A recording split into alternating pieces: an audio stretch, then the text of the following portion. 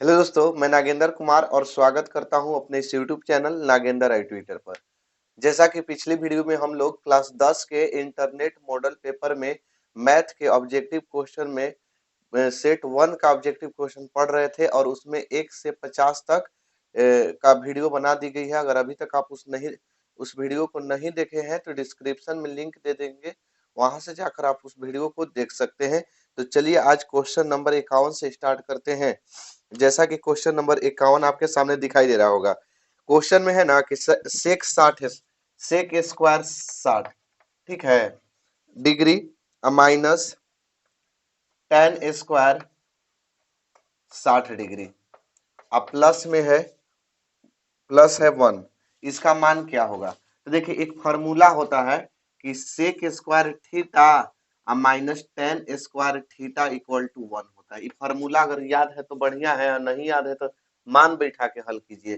तो ये दोनों के थीटा 60-60 डिग्री है ना, तो सेम है ना थीटा।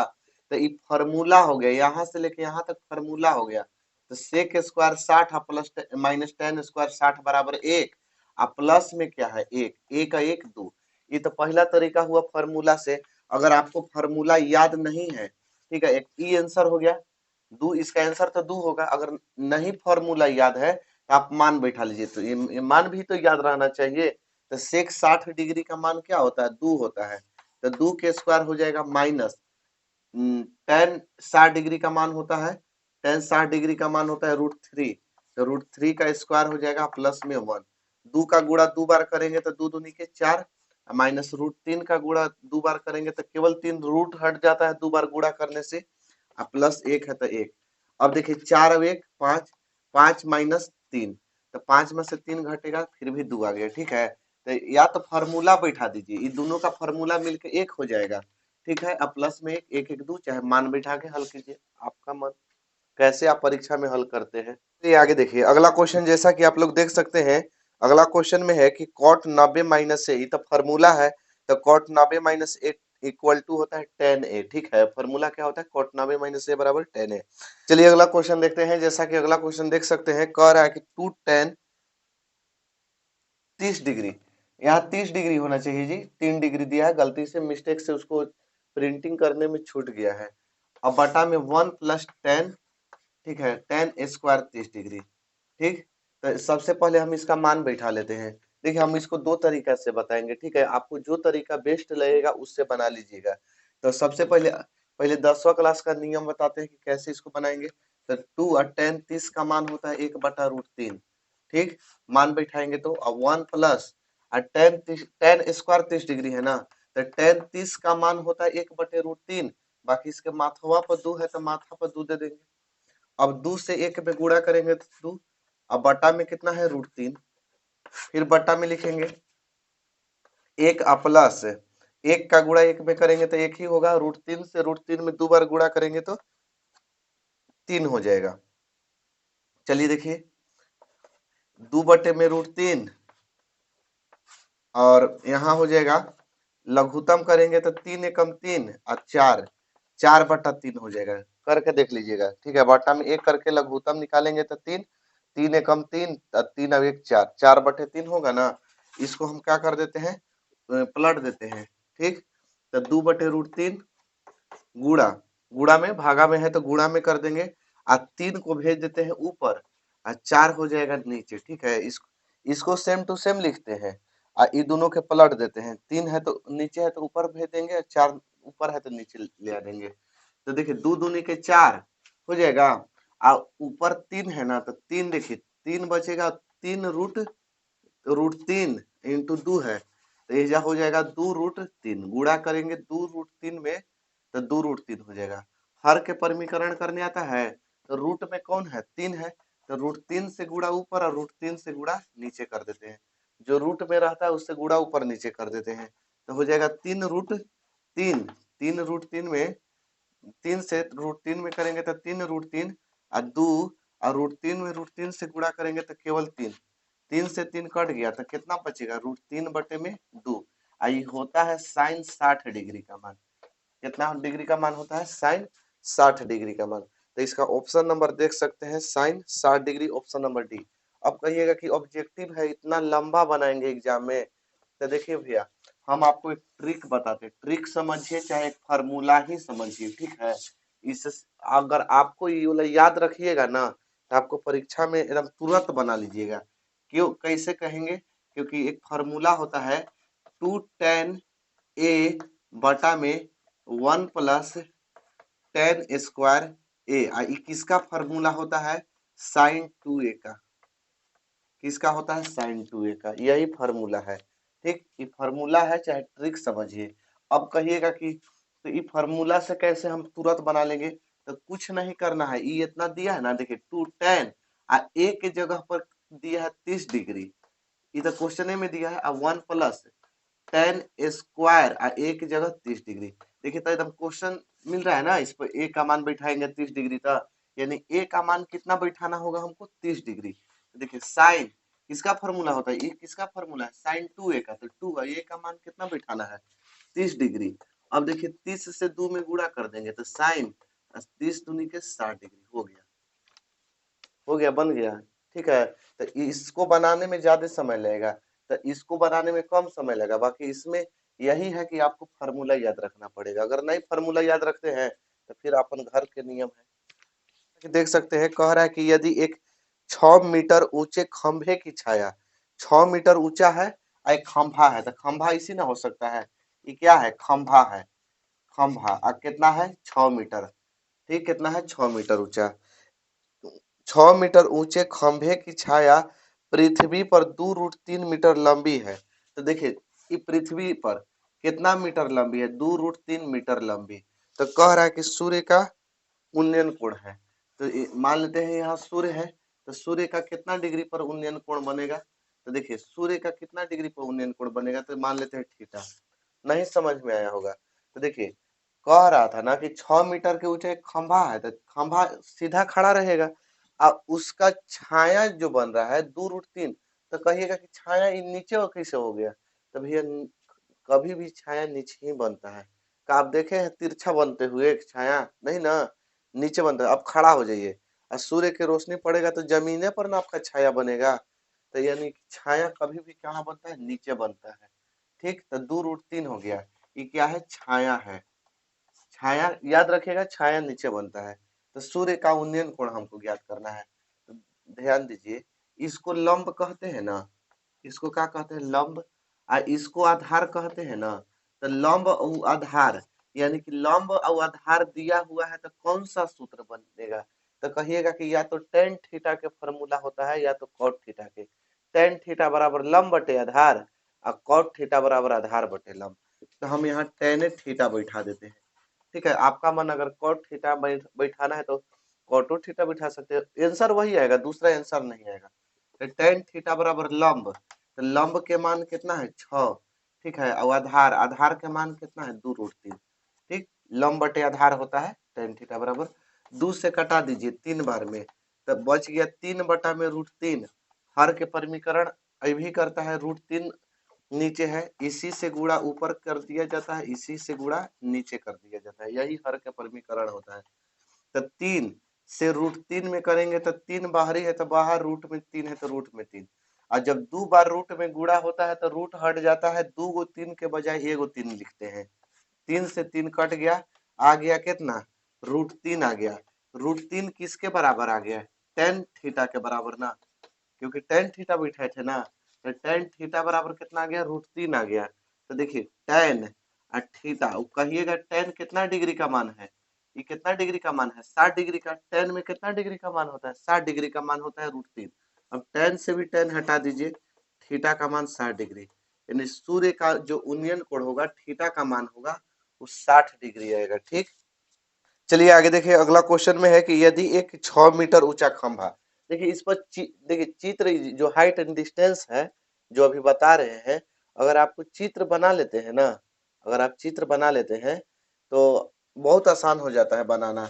कह रहा है क्या कि एक किसी मीनार, तो मीनार कैसा होता है, सीधा होता है मीनार, खंभा जी टाइप के, तब एक मीनार है, मीनार कितना है 15 मीटर ऊंचा है, तो लिख देते हैं 15 मीटर ऊंचा है, ये मीनार है। अगर आपको हिंदी में भी लिख लेना है तो लिख लीजिए समझने के लिए। अब कह रहा है कि 15 मीटर ऊंचाई पर है, ऊंचाई 15 मीटर है, जब सूर्य का उन्नयन कोण 60 डिग्री है।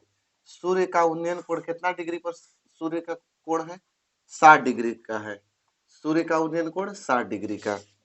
तो कह रहा है कि मीनार की छाया की लंबाई ज्ञात करें। अब की छाया निकालना है, तो छाया अभी बताए ना कहाँ बनता है, नीचे बनता है। तो देखिए छाया इसको निकालना है। मान लेते हैं एक्स, मानना है तो मान लीजिए, बजाय क्या है। तो मान लिए कि छाया क्या है, एक्स है। हम अब लंबा लिफाफा लिख के नहीं बनाएंगे क्योंकि ऑब्जेक्टिव बना रहे हैं।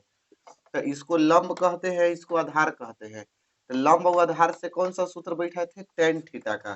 तो टेन और थीटा बैठाए थे ना, जबकि यहाँ थीटा का मान दे दिया है कितना, 60 डिग्री।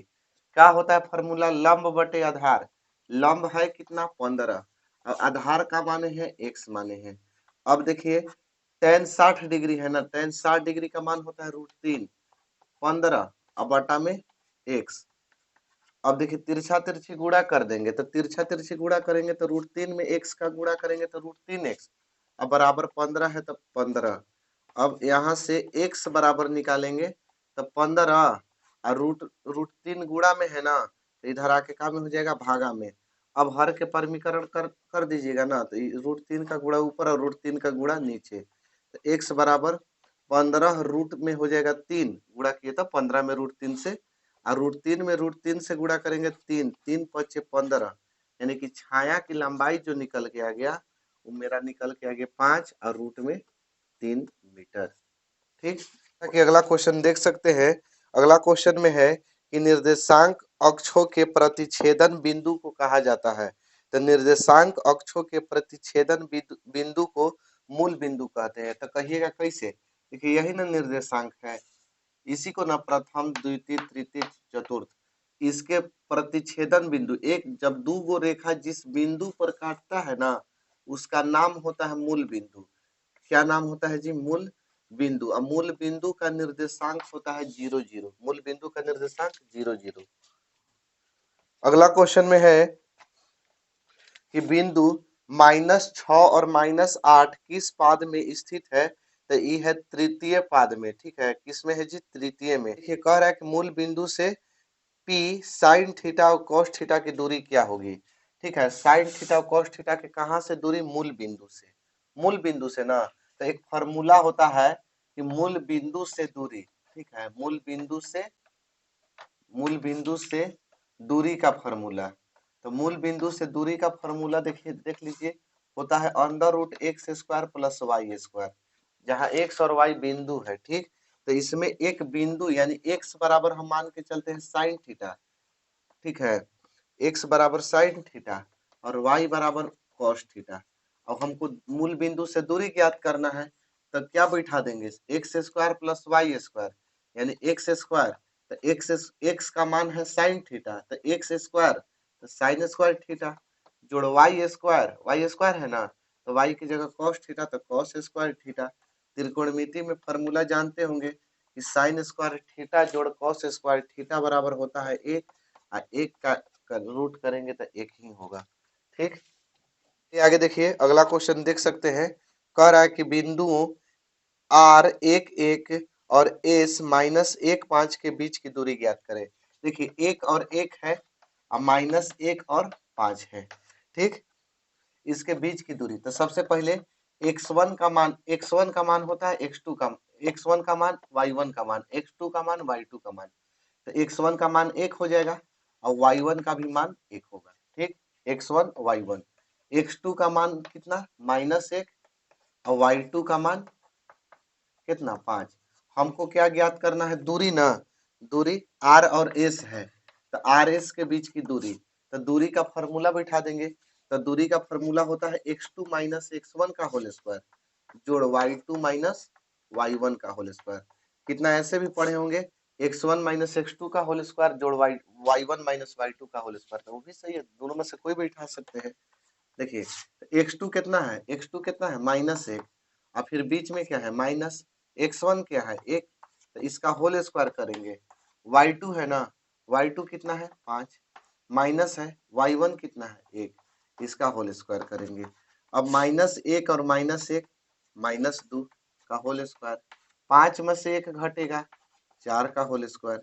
अब 2 दूनी के हो जाएगा 4, माइनस माइनस 2 बार गुणा होगा तो प्लस में, और यहाँ भी 4, 4 चौके 16। अब 16 और 4 जोड़ देंगे तो हो जाएगा 20। अब 20 को ऐसे तोड़ दीजिए, 20 को तो 2 से 10 बार में, 2 से 5 बार में कई गो 2 आ गया, 2 गो 2 आ गया ना। तो वर्गमूल का नियम होता है कि 2 गो में से एगो निकलता है, तो एगो 2 बाहर ही निकलेगा, और एक ही को 5 है ना, तो ये हो जाएगा रूट में। इतना इकाई लिखिए या मात्रक लिखिए, तो इकाई ही दिया है। जैसा कि अगला क्वेश्चन देख सकते हैं, कह रहा है रेखा y बराबर 8 का आलेख निम्न में से किस बिंदु से होकर नहीं गुजरेगा। y बराबर कितना दिया है, 8 दिया है। भैया समझिएगा इसको बढ़िया से। बिंदु क्या होता है, बिंदु समझिए, बिंदु होता क्या है, x होता है और y होता है। बिंदु क्या होता है, x और y होता है। तो देखिए, तो y का मान तो ऑलरेडी 8 दे दिया है, 8 दे दिया है। x का मान कुछ भी हो सकता है, 1 2 3 4, कुछ भी, कोई भी अंक या संख्या कोई भी हो सकता है x का मान। ठीक है, तो ऑप्शन नंबर ए देखिए, ऑप्शन नंबर आप लोग ए देख रहे होंगे, ए में है 1 8, ए में क्या है 1 8, तो एक है, यहाँ 8 है ना, y का मान 8 है ना, एक कुछ भी x का मान कुछ भी रह सकता है। ऑप्शन बी देखिए, ऑप्शन बी में है 4 8, तो देखिए x कुछ भी रह सकता है, y 8 है ना। सी ऑप्शन देखिए 0 8, x कुछ भी हो सकता है, y 8 है ना, क्योंकि y बराबर 8 है। ऑप्शन डी देखिए, ऑप्शन डी है 8 1। अब यहाँ देखिए, x का मान 8, बाकी y का मान 1, जबकि y का मान कितना होना चाहिए, 8 होना चाहिए। तो यही नहीं होगा, यही कह रहा है कि y बराबर 8 का आलेख निम्न में से किस बिंदु से होकर नहीं गुजरेगा। तो यही आंसर होगा, इस बिंदु से नहीं, इस बिंदु से होकर नहीं गुजरेगा। 8,1 ऑप्शन नंबर डी होगा आंसर। देखिए अगला क्वेश्चन, जैसा कि देख सकते हैं, अगला क्वेश्चन में है कि बिंदु निम्नलिखित में से कौन सा बिंदु प्रथम चतुर्थांश में है। तो प्रथम चतुर्थांश में प्लस प्लस होता है, जिसमें प्लस प्लस हो वो क्या होगा, प्रथम चतुर्थांश में होगा। तो इसका ऑप्शन नंबर हो जाएगा ए। चलिए अगला क्वेश्चन देखते हैं। अगला क्वेश्चन में है कि बिंदु ए 5,6 की y अक्ष से लंबवत दूरी क्या होगा। तो भैया देखिए, y अक्ष से दूरी भुज कहलाती है, भुज कहलाती है, इसको नोट कर लीजिए। ठीक है, y अक्ष से क्या कहलाती है, भुज कहलाती है। तो x को भुज कहा जाता है और y को कोटि कहा जाता है। ठीक, तो x को भुज और y को कोटि। y अक्ष से दूरी न कह रहा है, तो y अक्ष से दूरी तो क्या कहलाएगी, भुज। और जबकि बिंदु कितना दिया है, 5,6, तो बिंदु होता है एक्स वाई, क्या होता है एक्स वाई। तो देखिए एक्स वाई बिंदु होता है, तो एक्स, एक्स को न भुज कहते हैं, वाई अक्ष से दूरी भुज कहलाती है। तो एक्स का मान क्या हो जाएगा, 5 हो जाएगा। तो यही 5 का होगा आंसर होगा, क्योंकि यही भुज है। एक्स अक्ष, वाई अक्ष से दूरी भुज कहलाती है, तो भुज का मान हो गया कितना, 5 हो गया। ठीक, देखिए अगला क्वेश्चन में देख सकते हैं, कह रहा है कि बिंदु एम -2,10 है, -2 है और कोमा है 10। ठीक, और फिर दिया हुआ है कि -8 और -14। अब इसको मिलाने वाली रेखाखंड के मध्य बिंदु का नियामक क्या होगा या निर्देशांक क्या होगा। तो x1 का मान कितना होगा, -2 होगा x1 का मान, और y1 का मान होता है, y1 का मान कितना होगा, 10 होगा। जबकि x2 का मान होगा कितना, -8, और y2 का मान होगा, y2 का मान 14। ठीक, अब इसको मध्य बिंदु के फार्मूला पर बैठाते हैं। तो मध्य बिंदु का सूत्र होता है कि x1 जोड़ x2 बटा में 2 और y1 जोड़ y2 बटा में 2, ये मध्य बिंदु का फार्मूला होता है। ठीक है, मध्य बिंदु का। तो x1 का मान है कितना, -2, प्लस है ना, देखिए यहाँ प्लस है, जब x2 है तो x2 का मान -8, तो प्लस माइनस माइनस हो जाएगा, अब बटा में 2, y1 कितना है 10, y2 कितना है 14, अब बटा में 2, 8 और 2 कितना होगा, -10 बटा में 2, 14 और 10 कितना होता है 24 बटा में 2। 2 से कटा देंगे 5 बार में, 2 से कटा देंगे 12 बार में। यहाँ माइनस बचा हुआ था माइनस, यहाँ 5 और ये कितना 12, यानी इसका आंसर हो जाएगा -5,12। कितना होगा -5,12। अगला क्वेश्चन जैसा कि देख सकते हैं, अगला क्वेश्चन में है कि यदि किसी वृत्त के व्यास के छोरों के निर्देशांक, यदि कोई वृत्त है, अब वृत्त के व्यास हो गया ना, व्यास के एक ई छोर हो गया तो इसका ए नाम धर देते हैं, इसका बी। छोरों का निर्देशांक है 6,-8 और एक और है -6,8, -6,8। तब बोल रहा है कि केंद्रक का निर्देशांक क्या होगा, कि वो केंद्र का निर्देशांक क्या होगा, इसको पूछा है ना। देखिए भैया समझिए कि वृत्त के जो व्यास होता है ना और जो केंद्र होता है, तो इस केंद्र से आधा इधर जाएगा तो इसको त्रिज्या कहेंगे, इसको भी त्रिज्या कहते हैं। और त्रिज्या हमेशा का होता है बराबर होता है। तो एक तरह से कह सकते हैं कि जो केंद्र हो गया वो मध्य बिंदु है, यानी बीच में स्थित होता है। केंद्र कहाँ स्थित होता है, बीच में। तो बीच में स्थित होता है तो मध्य, मध्य में, तो मध्य, मध्य का मतलब कौन सूत्र लगाएंगे, मध्य बिंदु का। तो मध्य बिंदु के सूत्र लगाने के लिए x1 का मान 6 और y1 का मान -8, x1 y1, x2 का मान -6 और y2 का मान 8। तो मध्य बिंदु का फॉर्मूला x1 जोड़ x2 बाई 2, y1 जोड़ y2 बाई 2। चलिए देखिए x1 है ना, x1 का मान कितना है 6, अब प्लस प्लस और माइनस x2 का मान बैठाना है, तो माइनस से होगा ना 6 और बटा में 2। y1 है ना, y1 का मान -8 जोड़ y2 है ना, y2 का मान 8 और बटा में 2। 6 में से 6 घटेगा 0, 0 बटा में 2। अब 8 में से 8 घटेगा 0, 0 बटे 2। अब 0 में 2 से भाग देंगे तो 0, फिर 0 में 2 से भाग देंगे 0, तो आंसर हो जाएगा 0, 0। आगे देखिए अगला क्वेश्चन जैसा कि देख सकते हैं, अगला क्वेश्चन में है कि बिंदुएं ए दिया हुआ है 3,4 और बी दिया हुआ है P,1। अब कह रहा है ना कि मूल बिंदु से समदूरस्थ है। ऐसे देखिएगा कि एक ए दिया है ना, वो दिया है 3,4 और बी दिया है ना वो P,1। अब मूल बिंदु से समदूरस्थ है, समदूरस्थ का मतलब समान दूरी पर, यानी इसका नाम धर देते हैं P। अब इसका एक्स मूल बिंदु से समदूरस्थ है ना, तो मूल बिंदु का निर्देशांक होता है 0, 0, 0,0। तो देखिए मूल बिंदु से समदूरस्थ है, समदूरस्थ का मतलब समान दूरी पर, ये दोनों का होगा बराबर, यानी एपी के दूरी और पीबी के दूरी दोनों का होगा बराबर होगा। तो देखिए अब मूल बिंदु का निर्देशांक क्या होता है 0, 0 होता है।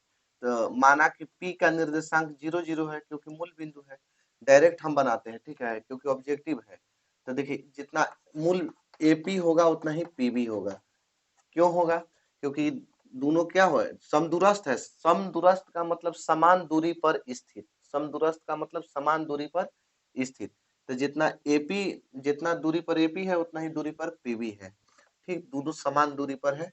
तो एपी बराबर पीबी। तो देखिए एपी का दूरी formula under root x2 minus x1 का होल स्क्वायर। देखिए एपी का दूरी निकाल रहे हैं, तो x1 का काम करेगा x2 का, y1 का, y2 का।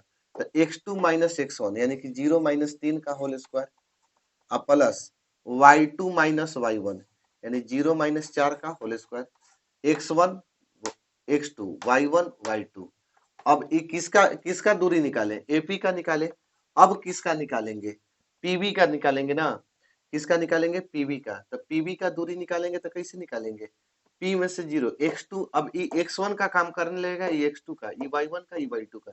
तो x2 माइनस x1 का होल स्क्वायर यानी p माइनस 0 का होल स्क्वायर और जोड़ y2, y2 का काम 1 और माइनस y1 का काम 0 का होल स्क्वायर। अब देखिए 3 0 में से 3 -3 घटेगा तो -3 के स्क्वायर और प्लस 0 में से -4 घटेगा तो -4 का होल स्क्वायर बराबर p में से 0 घटेगा तो p स्क्वायर और 1 में से 0 घटेगा तो 1 स्क्वायर। अब रूट रूट दोनों तरफ है ना, तो रूटवा को हटा दीजिए, तो रूटवा को हटा देंगे तो 3×3 होगा ना, और चर चौके का हो जाएगा 16 हो जाएगा, और इधर होगा पी स्क्वायर, और एक में एक से गुणा करेंगे तो एक, 16 हम 9 कितना होता है 25 होता है, 16 9 कितना 25, बराबर पी स्क्वायर और जोड़ 1। अब क्या करेंगे देखिए, 25 माइनस 1 प्लस में था तो माइनस में, बराबर पी स्क्वायर। अब इधर देखिएगा, पी स्क्वायर बराबर 25 में से 1 हटा देंगे 24, ठीक है। पी बराबर अंडर रूट 24, और 24 को तोड़िएगा ना, तो 24 को तोड़ने पर आएगा प्लस माइनस 2√6, प्लस माइनस 2√6। इस तरह से 24 को तोड़ेंगे तो 24 को 2 से 12 बार में, 2 से 6 बार में, 2 को 2 में से एगो 2 निकल गया, 6 रूट में बच गया, और रूट के बाहर आप लोग को पता होगा कि प्लस और माइनस दोनों का चिन्ह होता है।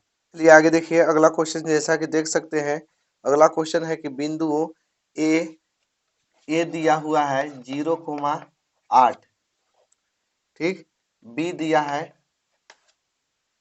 6,12, और सी दिया है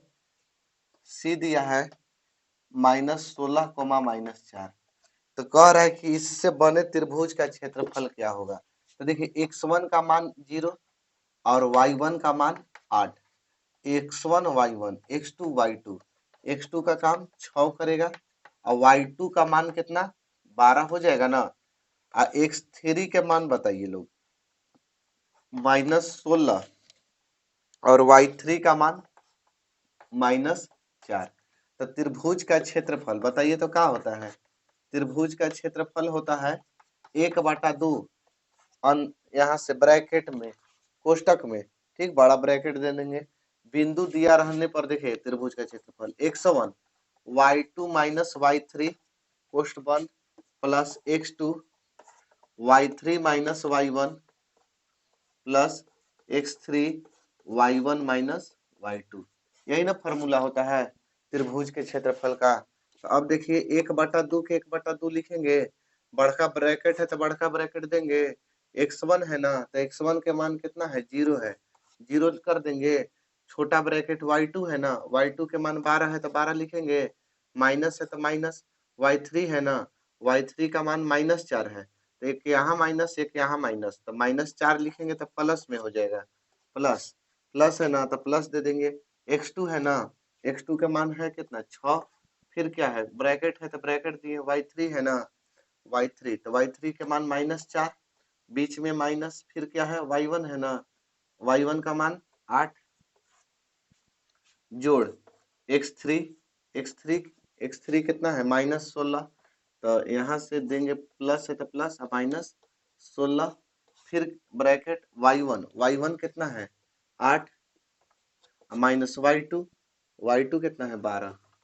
चलिए इसको हल कर लेते हैं, 1/2, 12 4 16, कोई भी संख्या में 0 से गुणा करिएगा ना, दुनिया के कोई भी नंबर हो और 0 से जब मल्टीप्लाई यानी गुणा हो जाता है तो वो 0 0 हो जाता है, कितना हो जाता है 0, तो ये हो जाएगा ना 0, प्लस 6 गुणा, क्योंकि ब्रैकेट के बाहरी गुणा का चिन्ह होता है, चाहे ब्रैकेट भी दे सकते इस तरह से, 8 और 4 -12, अब प्लस प्लस माइनस हो जाएगा -16, अब 12 में से 8 गया तो -4।